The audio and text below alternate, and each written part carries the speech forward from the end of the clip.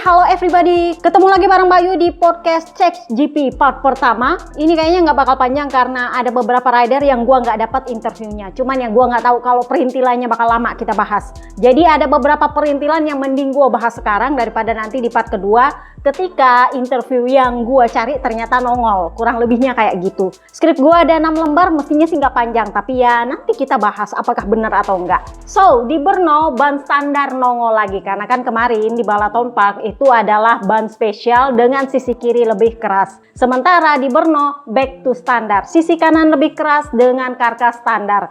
Dan karena karkas standar kalian bisa lihat di balapan panjang semuanya pada pakai medium-medium kecuali Joan Mir. Nah waktu itu gue bilang di alokasi ban ini nggak tahu bakal siapa punya undian karena nggak ada rider Akamsi. Ditambah lagi dengan ya ada yang kena DLLP lah, ditambah lagi ada yang kena ban lah.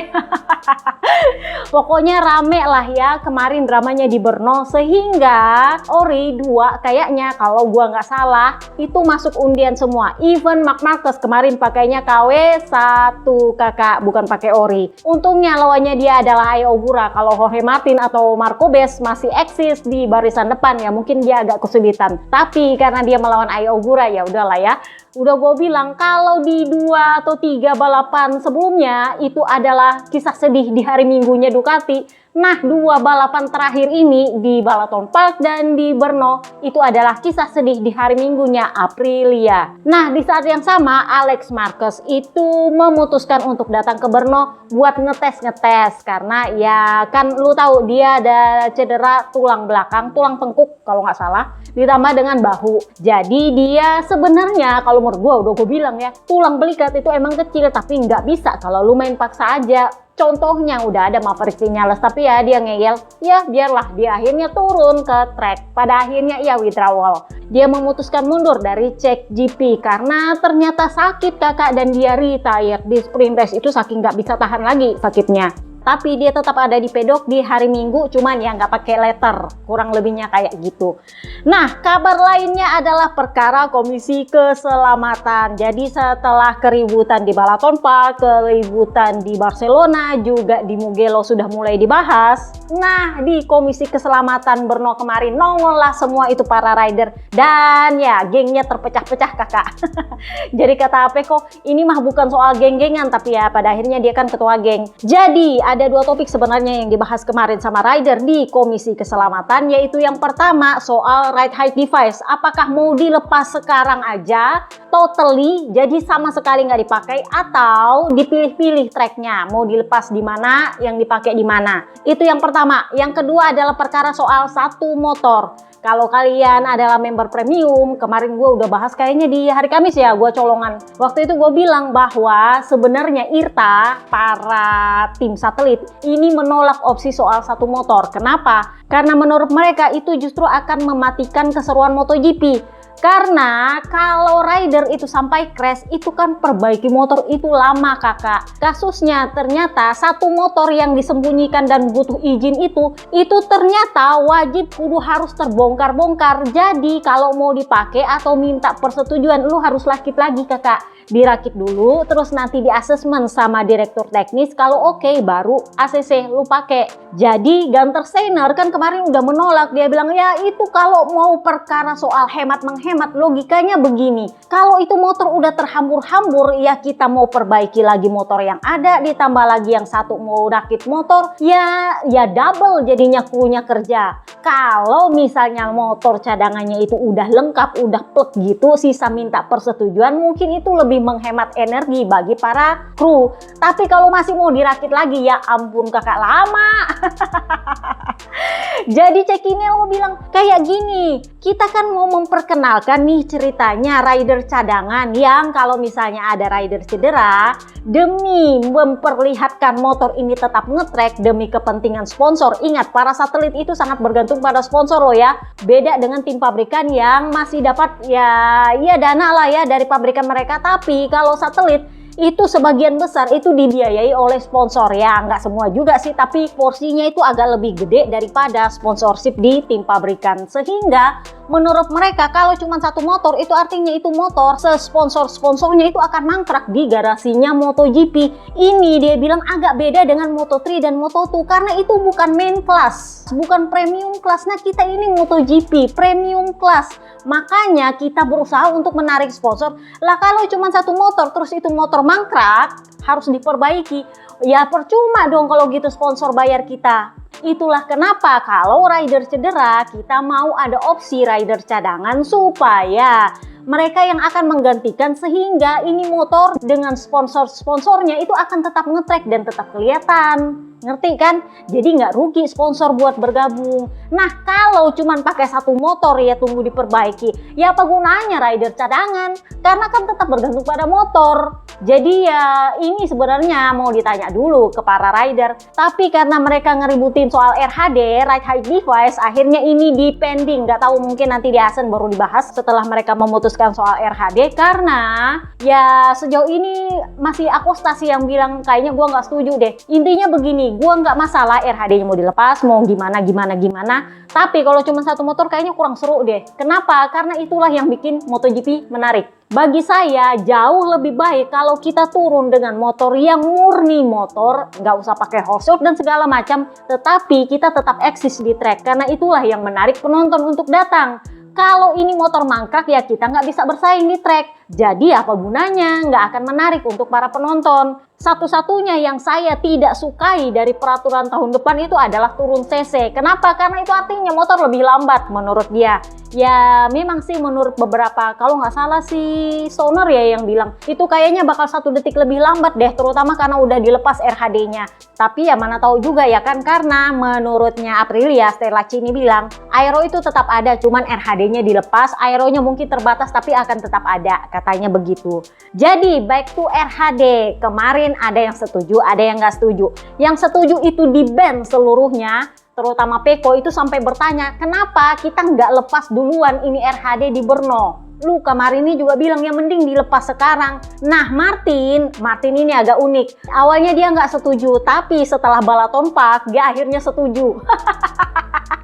Jadi ceritanya ternyata di Balaton Park itu memang gara-gara RHD kakak. Jadi ceritanya dia itu masuk ke tikungan 1 memang mengerem dengan sangat keras, tujuannya adalah melepas RHD yang nyangkut. Karena memang kan itu harus direm sangat keras supaya bisa lepas RHD-nya. Masalahnya adalah ketika dia ngerem itu motor lah, iya treknya kan udah gue bilang trek tikungan 1 itu bermasalah di Balaton Park. Jadi dia sampai di bagian trek yang memang itu nggak bisa ngerem pakem di situ. Nah akhirnya ya nggak bisa berhenti motornya. Ya udah plung-plang, nah, kena lah dia DLLP. Dia kemarin minta maaf lagi, kasihan. Jadi ya begitulah dia bilang, ya gue tuh sampai berulang kali latihan long lap membersihkan treknya long lap itu supaya kalau gue cepet-cepet itu nggak selip lah bannya. Nanti kita bahas itu di part kedua soal kenapa dia ke green area. Jadi yang setuju kemarin soal RHD di ban seluruhnya, nggak usah pilih-pilih track, itu adalah Peko Bagnaia, Luca Marini, Jorge Martin, Acosta itu bilang larang sekalian atau tidak sama sekali, nggak usah pilih-pilih track, sekalian atau kagak. Karena kalau mau pilih-pilih, ya akhirnya ada yang diuntungkan, ada yang nggak diuntungkan. Jadi mending dihapus atau enggak sama sekali. Nanti tahun 2027 baru dihapus. Menurutnya dia kayak gitu. Morbidelli setuju-setuju aja karena dia bilang gua udah lama nggak pakai RHD sih sebenarnya. Karena dia itu selalu start dari belakang, dan kalau dia start dari belakang agak kesusahan dan tricky kalau lu mau sampai di tikungan 1 terlalu tinggi kecepatan, karena yang di depan lu nggak tahu ngeremnya gimana model. Ngerti maksud gue? Jadi dia bilang, oh ya gue udah lama nggak pakai sih, jadi ya mana-mana. Sementara para rider yang menentang, maksudnya mereka pengennya itu dilepas tapi pilih-pilih track, itu adalah Quartararo. Jadi Quartararo bilang nggak bisa kalau mau langsung dilepas karena kita sangat bergantung pada ini RHD. Kalau langsung dilepas kayaknya butuh waktu untuk terbiasa lah, gitu maksudnya dia. Kemudian Marco Bes itu memang dari seri Barcelona kalau nggak salah dia udah bilang tidak ada bukti bahwa RHD itu berbahaya. Kenapa? Karena dalam kasusnya Martin bukan bukan RHD-nya yang berbahaya, tapi tracknya. Ini yang katanya si Peko bukan murni salahnya si Martin sih, tapi ya memang karena tracknya di situ pas, nggak bisa ngerem di situ, nggak bisa lepas RHD. Jadi menurutnya Marco Bes ya perlu diinvestigasi atau dianalisa lebih khusus untuk membuktikan bahwa RHD ini terlalu berbahaya di era 1000 cc.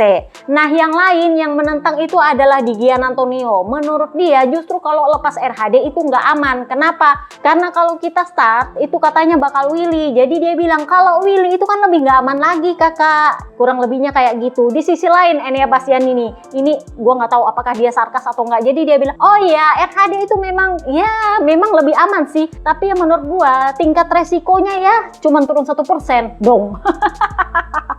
Intinya adalah menurut dia mau dilepas itu nggak akan pengaruh pada safety, karena pada akhirnya ya tergantung ridernya modelnya gimana ketika masuk di tikungan 1. attitude menurutnya dia. Yang menarik menurut gua adalah para Marquez kemana, terutama karena Marc Marquez itu adalah mantan ketua geng. Biasanya kalau dia A jadinya A, kalau dia B jadinya B, dan itu yang bikin para rider selama ini tuh malas ke komisi keselamatan, karena pada dasarnya dia yang memutuskan segala sesuatunya. Tapi karena beberapa tahun terakhir hanya Peko Bagnaia dan Luca Marini yang paling rajin hadir di sana, dan Marc Marquez sendiri akhirnya nggak datang-datang, jadilah dia diangkat jadi ketua geng yang baru, dan Marc Marquez ya memang nggak datang kak. Jadi ya soal keselamatan seperti ini somehow dia nggak ditanya, gue nggak ngerti juga.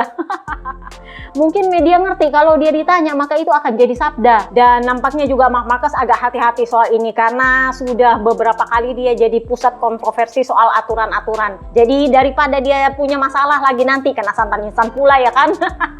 Jadinya ya dia nggak terlalu suka berkomentar soal apa yang dibahas di Komisi Keselamatan. Nanti kita lihat di Asen apa keputusannya soal RHD ini. Tapi kalau mau di voting-voting soal yang setuju sama nggak setuju, kayaknya lebih banyak yang setuju untuk dihapus total sih. Tapi ya kita lihat, siapa tahu nanti di Asen votingnya berubah. So, kemarin juga MSMA mengumumkan bahwa kelima pabrikan yang ada di dalam MSMA itu mengumumkan bahwa mereka sudah memperpanjang kontrak dengan MotoGP aka Dorna selama 5 tahun mendatang sampai 2031.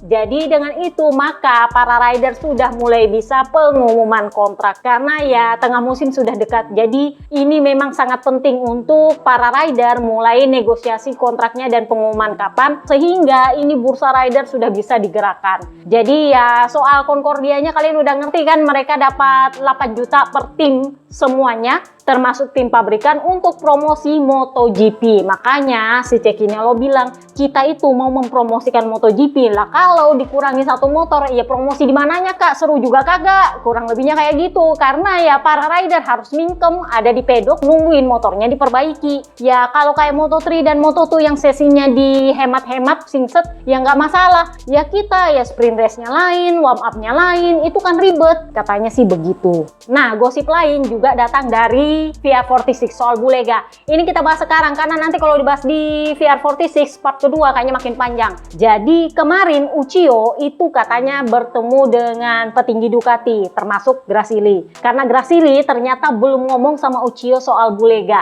Kan udah gue bilang di podcast kapan ya bahwa Bebe Vale sebenarnya ya setuju-setuju aja kalau Bulega bergabung sama VR46, tetapi dia nggak akan mengganggu apa yang diputuskan oleh Uchiyo. Kenapa? Karena Uchiyo adalah prinsipalnya VR46 team. Bebe Vale itu memang CEO VR46 Management, tetapi dia baru akan memveto tim VR46 kalau itu harus. Kalau enggak, dia nggak akan veto. Ini sama dengan keputusannya Uchiyo yang nggak mau bergabung sama Yamaha. Karena Bebe Vale mau, tapi Uchiyo-nya nggak mau, dan Bebe Vale nggak mau memveto keputusannya Uchiyo. Nah sama dengan Bulega, Bebe Vale bilang ya nggak masalah, hubungan gue baik sama Bulega, tetapi itu akan diputuskan oleh Uchiyo. Nah Ducati lagi bujuk rayu Uchiyo, ketemuanlah mereka di Brno kemarin. Jadi hasil pertemuannya adalah tidak ada hasil. No hasil. Kenapa? Karena Uchiyo masih tetap kekeh ingin menempatkan para rider VR46 Academy sebagai prioritas dibanding Bulega. Kalau kalian member premium, kalian pasti tahu penyebabnya. Tapi karena itu udah berapa podcast lalu, mari kita bahas buat yang gratisan. Jadi Bulega itu sebenarnya ada konflik sama Uchiyo. Itulah kenapa dia hengkang dari tim VR46 dan pindah ke Support Sport, meninggalkan tim VR46 karena ternyata dia nggak cocok sama Uchiyo. Ditambah lagi ketika kemarin dia menggantikan Marc Marquez tahun lalu ketika Marc Marquez cedera, si Bulega itu di interview dia bilang bahwa tim VR46 itu kurang profesional. Kenapa? Karena selama dia di Moto2 katanya apa yang terjadi di range atau di akademi itu akan terbawa-bawa ke tim, sehingga suasana di tim katanya kurang kondusif. Nah, si Uchiyo jelas nggak suka, makanya Uchiyo mikirnya lama Kak buat terima dia, karena dia emang udah nggak cocok sama Bulega. That's the problem is, dia malah lebih setuju kalau Vietti yang naik. Nah masalahnya, gua udah bilang Vietti punya masa itu udah lewat Kak. Mau lu mau bilang apa, dia udah ketuaan buat jadi rookie. Kemarin ketika dia masih bagus-bagusnya, dia ditawari Aprilia lah, dia nggak mau. Maunya ke tim VR46. Nggak taunya musim berikutnya dia nggak perform, nggak layak untuk ke MotoGP. Ya udah ketahan. Sekarang ya emang dia lumayan bagus, tapi udah ketuaan. Jadinya Ducati itu memberikan penawaran, lu tahu nggak? Pertama ditawari, Vietti bisa nggak kita tarik jadi rider pengganti atau test rider, menggantikan Piro atau mendampingi Piro. Jadi kalau misalnya ada rider yang cedera, dia yang akan nge-track di MotoGP. Jadi nggak perlu jadi rider reguler, tapi dia akan jadi rider cadangan. Nah sama Uchiyo bilang, oh sebenarnya sih gua nggak setuju, tapi lu tanya aja lah Vietti mau apa nggak? Nah Vietti kagak mau. Vietti bilang, ya emang sih gua udah umur, tapi bukan berarti gua mau pensiun. Karena kalau dia jadi test rider itu kan namanya pensiun Kak. Mending gua tetap balapan di Moto2 daripada gua pindah ke MotoGP tapi jadi test rider. Jadi ya si Vietti menolak. Nah opsi lain adalah yang utama dan pertama adalah Luca Marini. Kemarin Honda itu gosip berhembus sepoi-sepoi sedang mempertimbangkan untuk membatalkan kontraknya Alonso. Alasannya Honda untuk membatalkan kontraknya Alonso karena ini kan ditandatangani sama Papi Peripuik yang akan terdepak tahun depan. Jadi menurutnya petinggi Honda itu bisa dibatalkan atau enggak, terutama karena yang akan mengganti posisinya Papi Peripuik sebagai kepala tim pabrikan ya, itu adalah manajer teknisnya Honda sekarang, Mikihiko Kawase. Jadi menurutnya petinggi Jepang mending dibatalkanlah ini kontraknya Alonso karena menurut mereka performanya nggak bagus, meskipun itu artinya Honda yang akan membayar penalti ke Alonso karena batal kontrak. Nah tetapi kemarin Alonso baru aja menang Kak, jadi agak susah kalau membahas performa ini. Sorry to say, jadi kontraknya Luca Marini kembali ada di atas meja panas. Nah, di sisi lain gosipnya Honda sedang menimbang-nimbang soal memutus kontraknya Zarco. Dia akan dipindahkan ke test rider menggantikan Stefan Bradl. You know lah ya, Stefan Bradl memang posisinya masih test ridernya Honda, tetapi ya kalau bisa dibilang dia itu udah nggak mau turun balapan. Nah, sementara Alex Espargaro kan lu tahu dia ya memang bagus jadi test rider, tapi kalau dia cedera ya nggak bisa. Takaki Nakagami ya bisa jadi rider pengganti, tapi dia nggak bisa standby full di Eropa. Jadi gosip berhembus sepoi-sepoi gimana kalau Zarco aja yang jadi test rider, mengingat yang jadi masalah adalah dia punya lutut itu belum juga dioperasi Kak. Jadi karena itu lutut belum dioperasi, waktu penyembuhannya jadi nggak bisa diketahui. Orang udah dioperasi pun itu waktu penyembuhannya masih ya kira-kira 2 bulan 3 bulan lah. Ya apalagi kalau belum operasi. Nah ditanya lu kapan operasi? Ya nggak tahu juga. Nah itu mau operasinya aja belum tahu, ya gimana kapan sembuhnya. Jadi dia punya lutut itu saking masaknya kena knalpotnya Pecco kemarin, itu harus betul-betul sudah sempurna jaringannya baru bisa dioperasi lututnya. Kalau nggak ya nggak bisa, ada resiko untuk infeksi. Jadi dia punya waktu operasi itu masih nggak tahu karena mau dilihat dulu jaringannya udah bisa nggak dioperasi. dioperasi. Kalau udah bisa dioperasi baru ditentukan kapan operasi, dan setelah operasi nanti baru ditentukan kapan dia kembali ke track. Kalau ini dihitung-hitung mengingat sampai sekarang dia masih belum pasti di operasinya kapan, kayaknya ini paling enggak sampai ya baru kedua musim lah baru dia masuk lagi nge-track. Nah itu jadi masalah. Jadi menurutnya Honda daripada mending dia dipindahin, diputus kontraknya. Nah ini kayaknya ya media KTP Prancis ini akan ngamuk.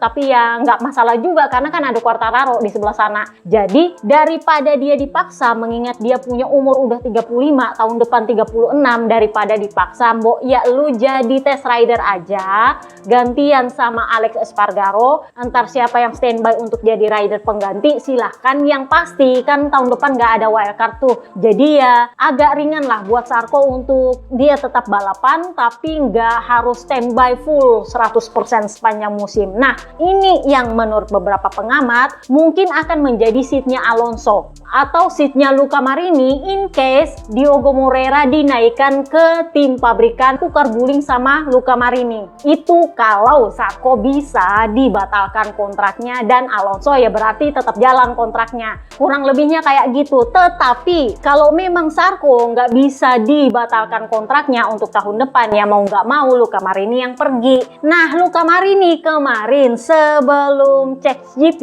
itu dapat proposal dari Trackhouse karena Trackhouse sekarang sudah dikepalai oleh Francesco Guidotti. Jadi katanya Papi Pri Brivio merekomendasikan Luca Marini. Mengingat meskipun Brivio akan hengkang tahun depan, si Justin Marks katanya minta, ya dia punya saran, kira-kira menurut lu nih yang jadi rekomendasi siapa bagusnya. Nah diajukanlah sama Brivio, namanya Luca Marini. Tetapi kemarin sama Guidotti di veto, jadinya tetap Raul Fernandez. Karena menurutnya dia, Raul Fernandez ini kan sudah bawa kemenangan untuk Trackhouse, ya kali nggak diperpanjang, nggak tahu terima kasih amat. Jadi Raul Fernandez nampaknya akan diperpanjang karena kemarin dia menguji Aprilia untuk bernotes. Jadi kalau lu udah menguji Aprilia seperti itu, ya dijaminlah lu bakal perpanjang, ya kan? Kurang lebihnya kayak gitu. Nah kalau sudah kayak gini ya Luca Marini kalau memang nggak bisa bertahan di Honda, ya dia terpaksa harus rebutan kursi Tech 3 dengan Viñales, dengan Manu Gonzalez dan Senna Agius. Ini yang jadi perkara. Jadi kita lihat nanti apakah ini memungkinkan untuk Luca Marini mendapatkan seat karena Uchiyo memasukkan dia di daftar paling atas untuk diselamatkan lebih daripada Bulega. That's the problem. Jadi Bulega sendiri bilang ya saya sih pengen ke MotoGP tapi ya sejauh ini belum ada yang konkret, belum ada yang ditandatangan, belum ada kabar yang pasti. Bahkan gosipnya berhembus sepo-sepo dia itu sampai mengetuk pintunya Trackhouse loh. Sayangnya ya dia kan sorry to say emang gak dekat sama Aprilia, dan sorry to say juga hubungannya dengan VR46 ya begitulah. Mungkin kalau ada rekomendasi dari Bebe Vale mungkin bisa, sayangnya Bebe Vale juga dia aja mikirin Luca Marini, gimana dia mau mikirin non VR46 coba. Back to Ducati menawarkan ke Uchiyo, gimana kalau Luca Marini atau Vietti jadi test rider di Ducati, karena kan Uchiyo bilang gua itu mengutamakan Luca Marini. Nah gara-gara itu Luca Marini sempat ditanya kemarin, lu kalau ditawarin jadi test rider mau apa enggak? Jadi dia bilang ya sebenarnya itu juga opsi yang bagus, tapi saya sejauh ini tidak melihat diri saya dalam peran test rider. Saya lebih menyukai untuk tetap menjadi pembalap penuh terutama di MotoGP. Jadi gosip berhembus sepo-sepo ya katanya dia lagi dicariin seat di WSBK sama Ducati. Apapun demi Bulega, karena kan ceritanya Luca Marini mau diselamatkan nih sama VR46. Nah demi itu seat untuk Bulega dicariin lah seatnya untuk Luca Marini, kurang lebih kayak gitu. Sama seperti Morbidelli dicariin seatnya di WSBK, dengan Vietti ditawarkan untuk jadi test rider karena kan kemarin ini menolak tuh. Intinya adalah Uchiyo itu ditawari segala opsi supaya 3 rider ini nggak mengisi seat untuk Bulega. Dengan penawaran tambahan tentu saja. Jadi mereka akan menawarkan uang untuk Uchiyo. Jadi selain support layaknya rider tim pabrikan, motornya motor pabrikan, plus dia punya support segala macam seperti rider di bawah kontrak pabrikan, karena dia akan berada di bawah kontrak satelit, jadi gajinya Bulega itu akan disubsidi oleh Ducati. Plus dia punya motor pabrikan itu akan disubsidi lebih banyak dari Ducati. Jadi ya subsidi plus-plus ditambah dengan seat untuk 3 rider yang diutamakan oleh VR46. Ini kalau gua mau lihat ala-ala Iran sama Amerika Serikat aja. Amerika Serikat bilang, gua kasih lu duit, gua kasih lu ini, gua kasih lu itu, tapi yang itu lu kasih ke gua. Nah, sementara VR46, lah ini kan punya gua satu-satunya dan ini berharga dan gua mengutamakan kepentingan gua daripada kepentingan lu. Kalau lu mau, ya lu harus bayar mahal. Nah, kurang lebihnya kayak gitulah. Jadi nggak ada hasil, no deal. Katanya baru akan diumumkan dan diputuskan bulan Juli. Karena ya itu menunggu nasib kontraknya Luca Marini. Karena lagi-lagi Uco bilang Luca Marini diutamakan. Sorry to say. Jadi ya kita lihatlah nanti seperti apa ini hasil negosiasi. So, kita mulailah dari pabrikan terbapuk Yamaha. Buset, panjang banget ya perintilannya. Gue bilang, Kak. Skrip gue cuma 6 lembar tapi perintilannya panjang. Yamaha, kita mulai dulu dari Snack Taro. Ini kisah sedih di hari Minggunya Yamaha juga sih. Gak ada rider pabrikan yang finish, Kakak. Snack Taro crash. Kayaknya lap kedua deh dia crash. Jadi dia bilang, baiklah, penjelasan saya sih singkat-singkat aja. Maksud saya begini, kemarin kita sudah melihat bahwa di awal balapan, maksudnya di sprint race, saya tidak bisa mengerem dengan baik. Jadi komentar saya adalah, perasaan saya, feeling saya tidak bagus. Pagi ini ketika di warm up, saya hanya mengatakan bahwa kami perlu mengerem lebih lambat di awal balapan. Jadi perasaan saya tidak pernah benar-benar bagus. Saya melakukan beberapa overtake di batas kemampuan di limit karena saya sempat menyalip Brad, menyalip Maverick dan Luca Marini. Tetapi itu hanya untuk 1,5 lap. Anda tahu, komentar saya sangat jelas dan saya mencoba melakukan yang terbaik. Tetapi hari ini, saya hanya ingin menikmati diri saya sendiri. Mencoba mempush hingga limit kemampuan saya, seperti sebagaimana saya menyukai balapan. Tetapi sayangnya, saat ini kami tidak bisa melakukan itu. Jadi ditanyalah dia, tapi kan lu crashnya di posisi 12. Apakah lu sempat battle apa gimana? Maksudnya kan kalau nyalip beda sama battle, Kak. Jadi dia bilang, enggak. Start saya sendiri nggak begitu bagus. Makanya saya sempat menyalip karena saya kehilangan posisi di awal balapan. Suspensi depan saya tetap terkunci di tikungan 1. Jadi saya melepaskannya di tikungan 3. Nah ini yang dibilang sama Peko, kenapa kita nggak lepas di Brno ini? Ini mestinya dilepas karena kita sampai di tikungan 1 itu nggak terlalu cepat kondisinya. Jadi ya begitulah. Karena dia sendiri juga bilang no kemarin di komisi keselamatan ya akhirnya. Santan insan. Dia punya RHD akhirnya nyangkut. Jadi dia bilang itu baru bisa saya lepas di tikungan 3. Jadi aksi menyalipnya itu sebenarnya bukan battle, tetapi lebih kepada saya mencoba comeback setelah saya berhasil melepas RHD saya. Jadi ya sebenarnya itu bagus karena saya berhasil comeback. Jadi ditanyalah dia, oh berarti ini kan kayaknya dari tahun-tahun 2 lu masalahnya sama RHD mulu, Kak. Jadi dia bilang, oh ya tepat sekali, saya itu hanya tahu selaknya ini barang di saat-saat tertentu termasuk kualifikasi. Jadi bahkan di sesi kualifikasi pada akhirnya kami hanya ketinggalan 1 detik dari yang terdepan. Jadi saya hanya berusaha mencapai performa terbaik saya. Sejujurnya saya hanya ingin melakukan time attack ketika dikualifikasi dan ternyata bagus. Tetapi ya begitulah, jika Anda benar-benar ingin memacu diri Anda, inilah yang terjadi. Di balapan dia crash. Tapi saya lebih memilih melakukan ini daripada saya tertinggal di belakang yang lain. Maksudnya mending saya crash daripada saya ketinggalan.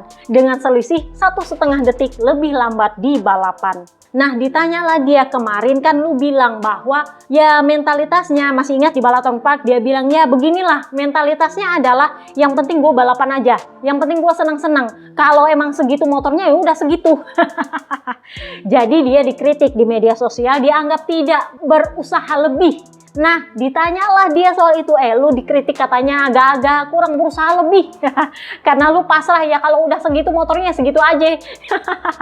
Jadi dia bilang ya masalahnya adalah tahun lalu saya tahu apa yang saya lakukan, saya tahu di mana limitnya, saya tahu di mana saya bisa mempush motor karena tahun lalu masih inline, Kakak. Nah sekarang kan sudah V4. Jadi dia bilang tetapi tahun ini saya bingung dengan potensi motornya. Tentu saja potensinya ada, tapi bahkan ketika ada potensi pun tetap ada limitnya. Jadi Anda tidak pernah benar-benar merasakan limitnya di mana. Perasaan di bagian depan yang Anda butuhkan ketika Anda mencapai limit di saat-saat terakhir itu tidak ada di situ. Tidak ada traksi, tidak ada kemampuan menikung, tidak ada tenaga di tanjakan. Bahkan dengan Luca Marini yang pakai Honda itu di lap pertama, karena sorry itu saya, Luca Marini itu dianggap rider yang paling kalem, paling slow di Honda. Jadi dia bilang bahkan dengan Luca Marini ini pun kami tidak bisa bertahan. Bahkan ketika Anda harus menyalip luka, itu adalah bisa dibilang langkah bunuh diri untuk posisi ke-12. Jadi ya Anda tahulah ada banyak hal yang terjadi. Tetapi itulah mentalitas saya sekarang. Saya tidak tahu apa yang akan terjadi, tetapi setidaknya ketika saya benar-benar merasa baik, ya saya benar-benar merasa baik. Seperti yang saya rasakan hari ini, saya mencoba untuk berusaha keras dan hanya itu intinya. Saya tidak terluka dan itu tujuan utamanya. Nah ditanyalah dia, besok kan tes Brno nih. Lu kan gak ikutan tes, apakah lu mau nonton gitu? Udah gue bilang, Brno tes itu adalah tes tertutup yang gak boleh dilihat oleh media, gak boleh para ridernya ngomong. Pokoknya ya masukannya itu cuman untuk para pabrikan. Yang gak ikutan tes ya udah lu nonton aja, gak bisa tahu apa-apa dan dilarang ngasih tahu. Jadi ditanya, lu bakal nonton tes Brno gak besok?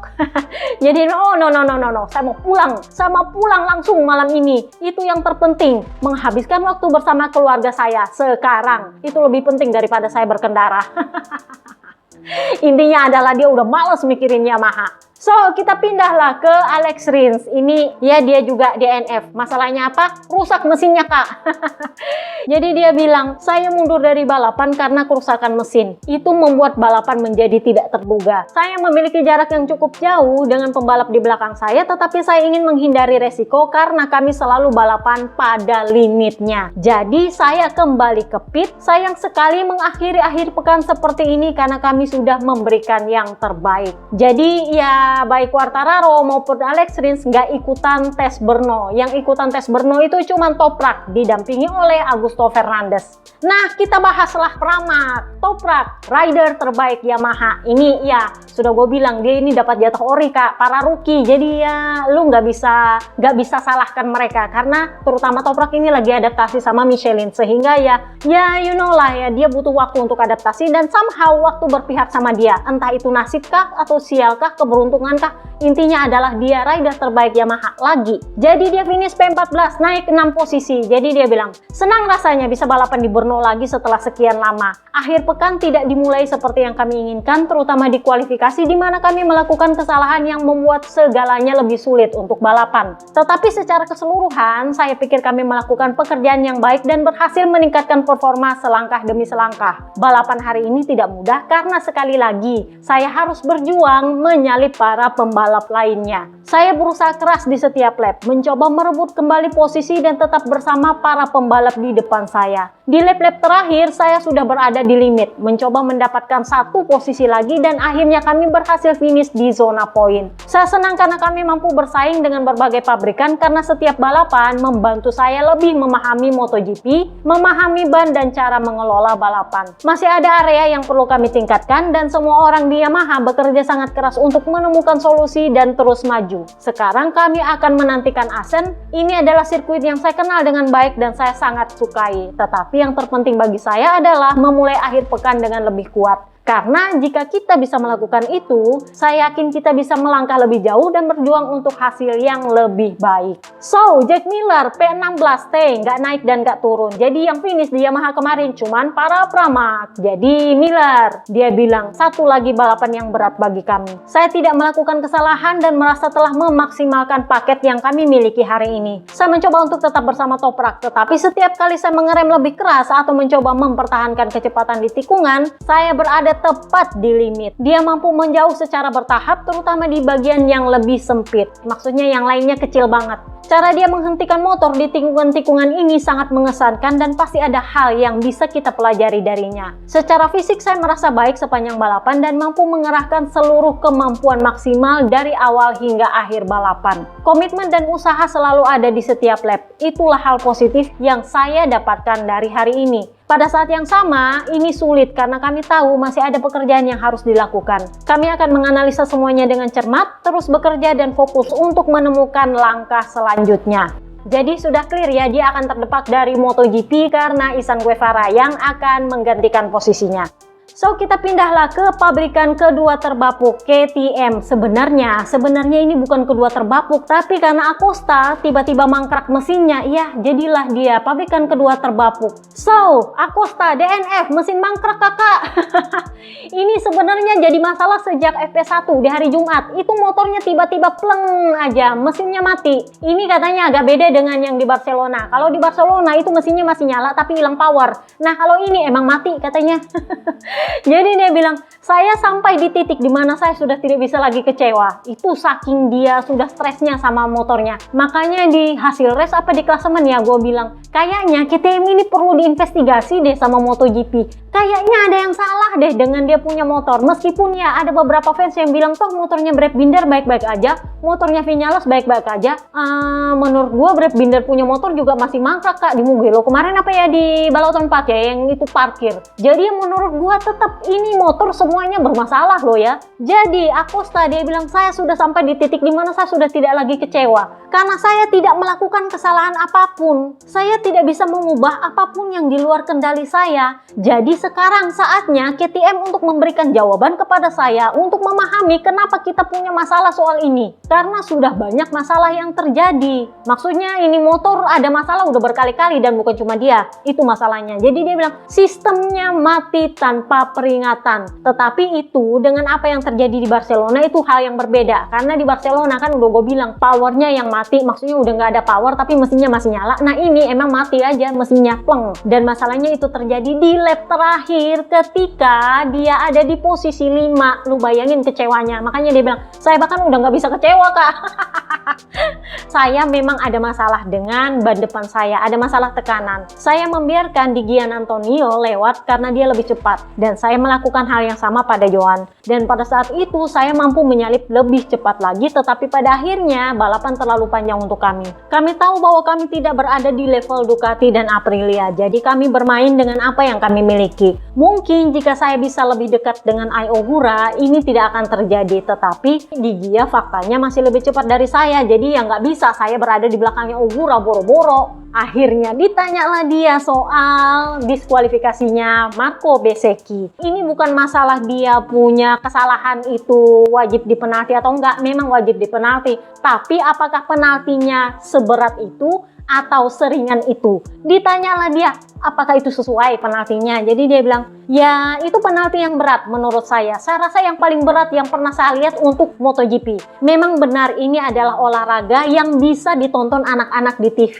Tetapi orang tua Andalah yang mengajarkan apa yang benar dan yang salah. Kita dipenuhi dengan adrenalin. Anda memang baru saja mengalami crash. Mungkin Anda punya mesin yang masih baru. Oh, ternyata mesin baru, pantas dia ngamuk. Semua orang harusnya cukup dewasa untuk memisahkan hal-hal tersebut. Meskipun saya masih berpikir penalti itu mungkin berat, tapi bagi saya itu adil. Karena kita perlu menghormati mereka yang bekerja di olahraga ini. Tanpa Martial, kita tidak bisa balapan dan tidak akan balapan. Jadi, menurut saya, itu adalah penalti yang pantas diberikan sebagai bentuk penghormatan kepada Martial.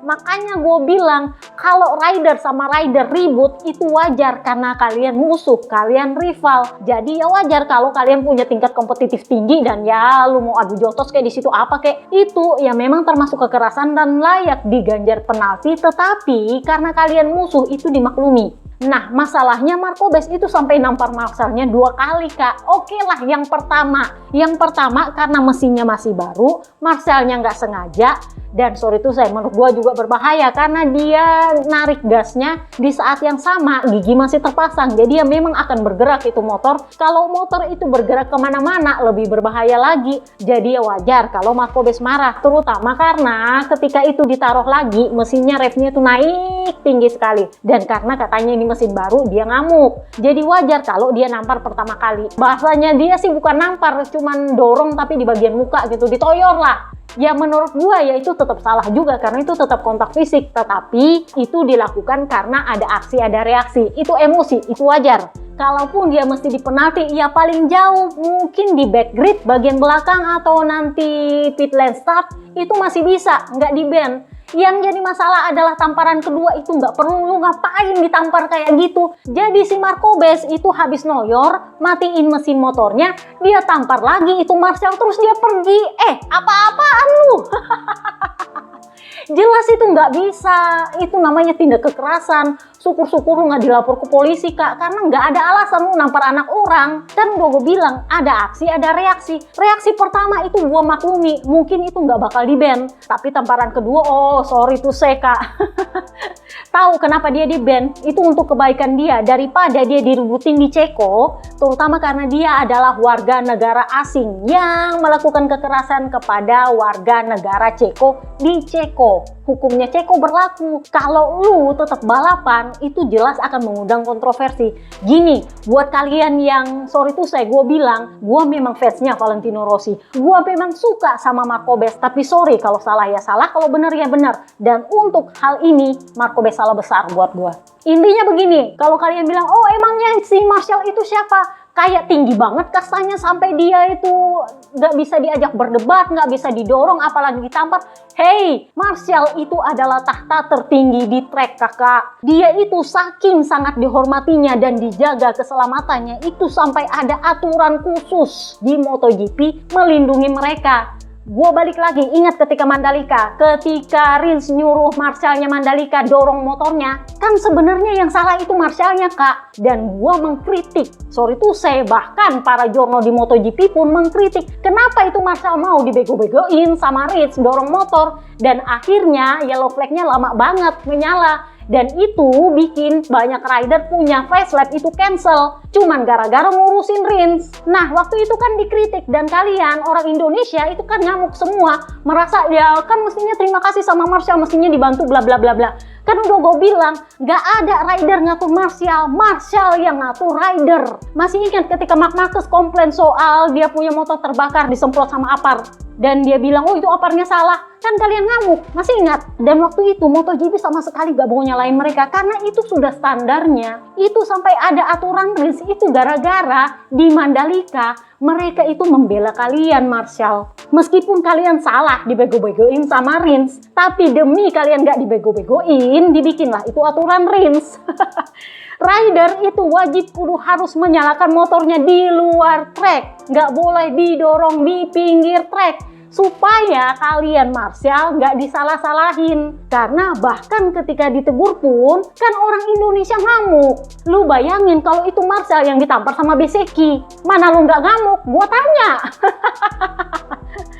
Ya oke, tamparan pertama itu aja gue nggak yakin kalian nggak ngamuk. Tamparan kedua, gue tahu lu mungkin bakal serbu media sosialnya Marco-Bes. Dia nabrak Marc Marquez saja kalian ribut ya, apalagi kalau dia sampai nampar Marshallnya Indonesia. Nggak ada angin, nggak ada hujan ditampar. Gue tuh agak-agak aneh sama orang yang memandang enteng Marshall. Karena bahkan rider pun itu harus menghormati Marshall. Meskipun ya dimaklumi bahwa mereka lagi tinggi adrenalin. Tetapi udah bener katanya Acosta, kita ini ditonton sama anak-anak. Kalau kita memberi contoh yang jelek terus nggak diganjar sangat berat, maka besok-besok akan ada rider lain yang melakukannya. Presiden harus ada. Jadi ya buat yang nanya, tapi kan kemarin Alex Espargaro begini, kemarin kan Quartararo begini. Sejauh ini belum ada yang berani nampar Marshall kak.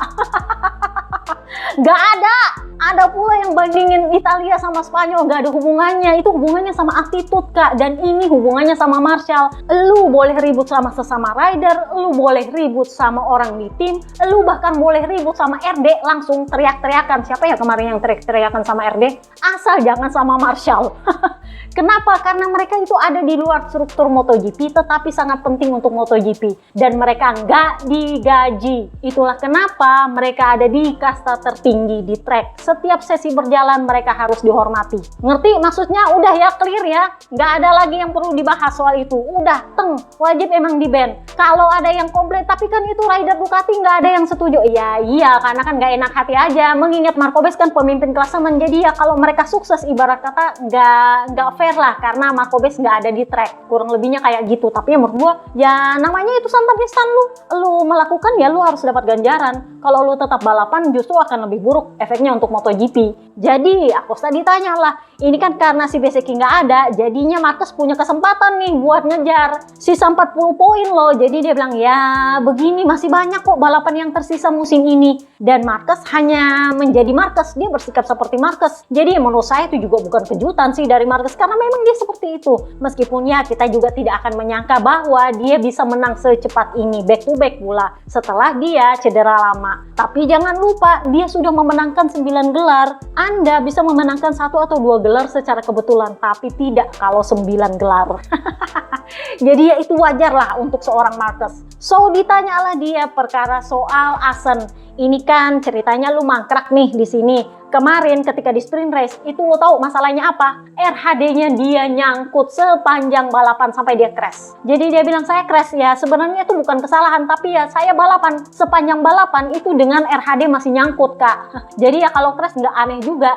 Nah sementara di balapan panjang ya iya mati mesinnya. Jadi dia bilang kalau di Asen nanti yang saya inginkan adalah KTM harus mengirim semuanya mesinnya kembali ke pabrikan, mencari tahu apa yang terjadi dan menemukan beberapa jawaban. Kami sudah mengalami masalah beberapa kali dan sekarang semuanya ada di tangan mereka. Intinya adalah dia sudah nggak merasa buruk soal dirinya, apakah karena dia melakukan kesalahan atau karena dia terburu-buru atau apa. Tetapi menurut dia gue udah melakukan yang terbaik. So, Brad Binder P16 naik 6 posisi. Masalahnya adalah seperti biasa, nggak ada interview. Kabarnya adalah setelah balapan kemarin, dia itu melakukan operasi ampam. Ini sama dengan di Gian Antonio yang melakukan operasi di jarinya yang kelingking gara-gara kena bannya Alex Marquez. Nah, si Brad Binder juga operasi ampam. Jadi dia bilang itu semacam ya perbaikan cepat lah kalau menurut dia. Dan untungnya itu pulih dengan baik di sprint race dan di balapan panjang.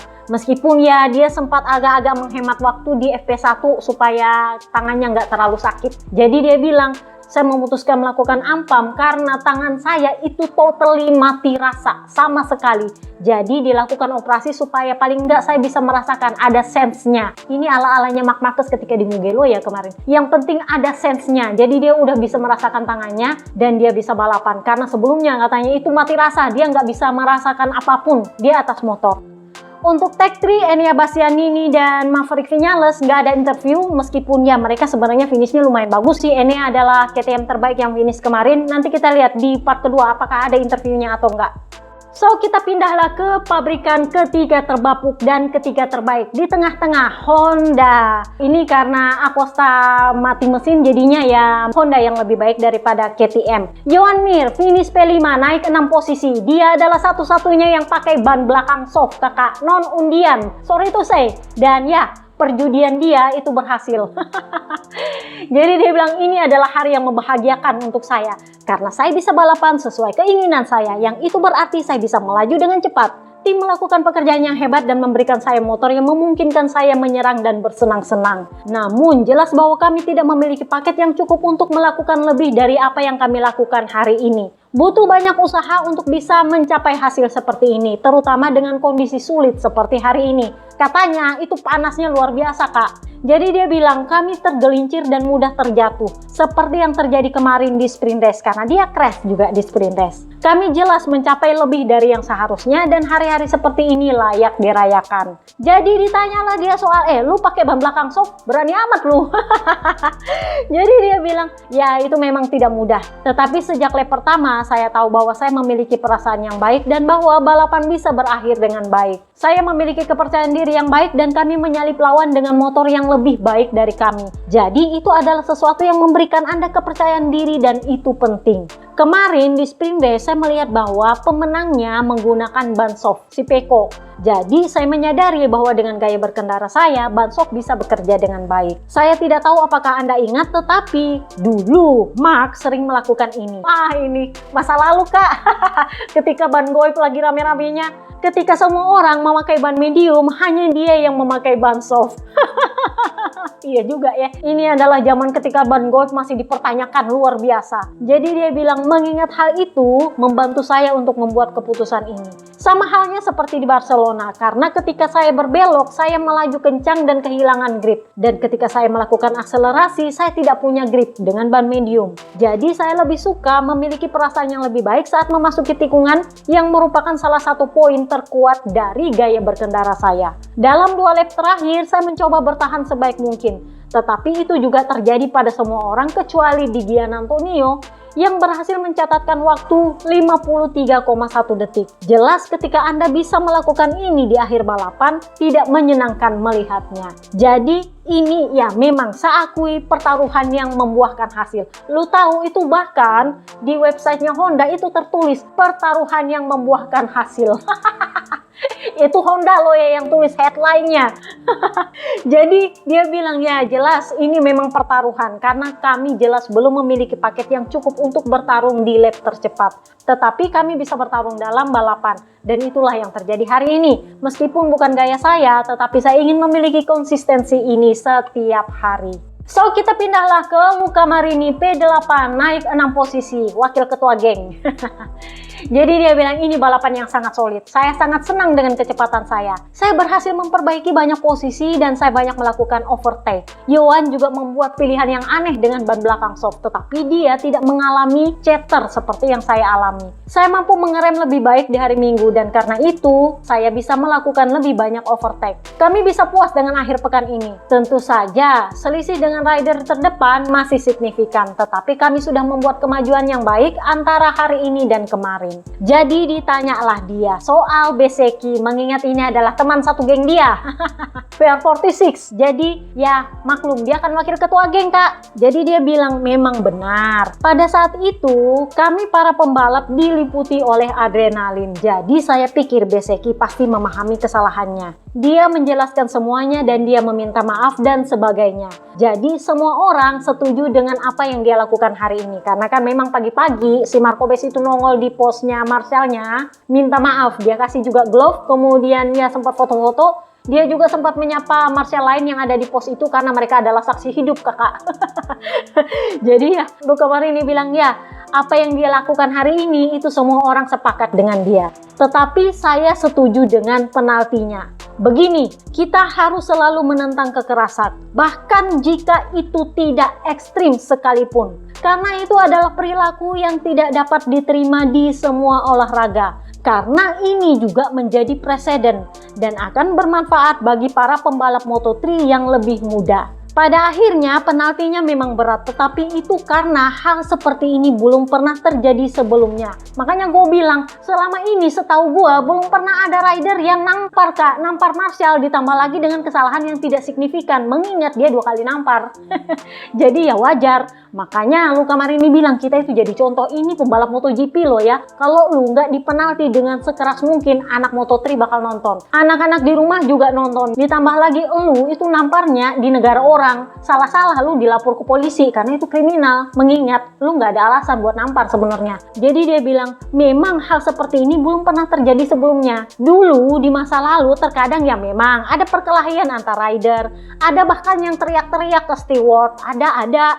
Tetapi tidak pernah terjadi hal seperti ini di mana kamu punya konflik dengan Marshall. Jadi saya mengerti keputusan yang diambil oleh steward. Fakta bahwa Bez adalah pemimpin klasemen saat ini membuat semua ini menjadi keributan. Kalau dia adalah pembalap terakhir di grid, mungkin ini akan lebih anyep, lebih tenang dan gak membuat keributan menurut saya. Luca Marini nih kak, wakil ketua geng, sorry to say, yang gua suka adalah dia bisa dengan clear melihat apa yang salah, apa yang benar. Dan masih ingat ketika di Mugello yang dia bilang, ya sebenarnya sih gua nggak ngerti kenapa gua dihukum kayak gitu, tapi ya namanya juga di penalti ya terima aja karena steward udah kerja dan mereka tahu apa yang terbaik untuk diputuskan. Meskipun ya menurut gua itu agak sulit diterima, tapi ya kayak gitulah. Jadi logikanya dia, gua aja masuk pit nggak angkat kaki itu kena penalti nyaris 6 grid. Ya kali lu nampar orang di negara orang cuman dari belakang atau cuma start pit lane, ya masuk di akal. So kita pindahlah ke tim terakhir, LCR Moreira Morera P11 turun 6 posisi. Nah ini dia bilang, ya ini adalah balapan yang sangat berat. Kami memilih ban medium karena itu adalah pilihan teraman dan setelah saya crash kemarin, penting untuk memastikan bahwa kami akan sampai di garis finish. Tahap akhir balapan sangat sulit dan saya fokus pada pengelolaan ban dan mencoba membawa motor sampai garis finish. Mengingat apa yang terjadi, kami sudah melakukan pekerjaan yang baik dan berhasil meraih poin. Di Asen kami akan berupaya untuk melangkah lebih jauh dan kembali berjuang. So, Carl Kraslow yang masih akan tetap menggantikan Zarco di Asen nanti, dia finish P17 paling terakhir, naik 2 posisi. Jadi dia bilang ini adalah balapan yang panjang, tetapi saya senang bisa menyelesaikannya. Saya sangat menikmati 8 lap pertama, tetapi kemudian saya mulai kesulitan dengan ban depan. Saya menjalani beberapa battle yang bagus selama tahap awal balapan dan sangat menyenangkan bagi saya.